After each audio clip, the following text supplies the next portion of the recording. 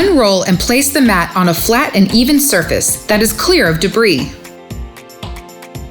Slide the mat against the bottom border wall and align it centrally. When table size and mat placement are correct, the areas to the left, right, and top of the mat should match that shown.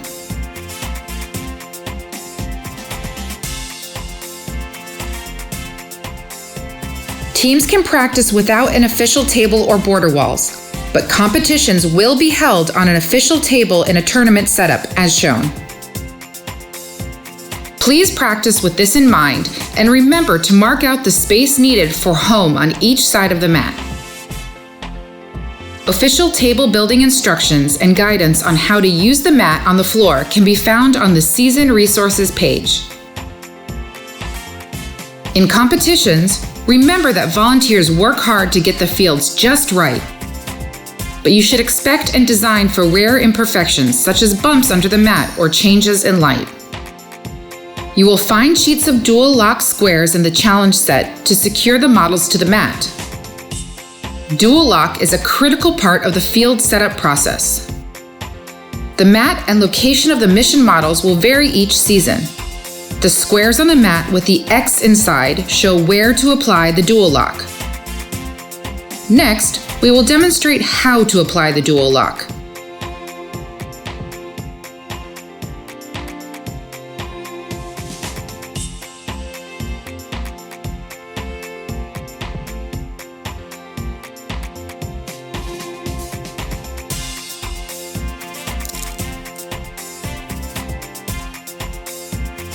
When pressing down on a model, be sure to press on its base instead of pressing from higher up. To remove the model from the mat, lift it from its base to separate the dual lock. Now we will show you how to place and position your models in the field setup position, which should be done at the start of each match.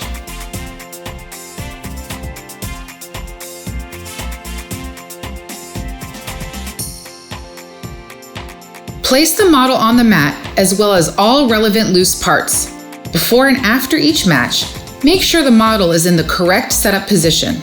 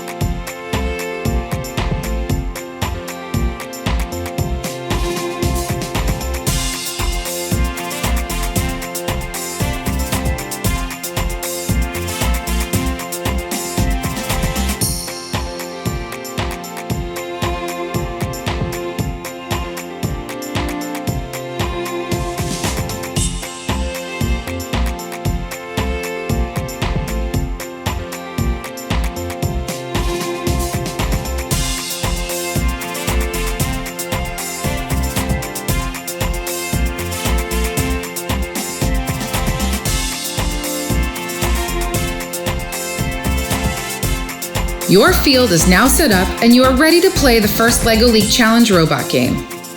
Remember to read the robot game rulebook and to check for any updates during the season. A video that describes mission scoring requirements can be found on the season resource page. Good luck, teams!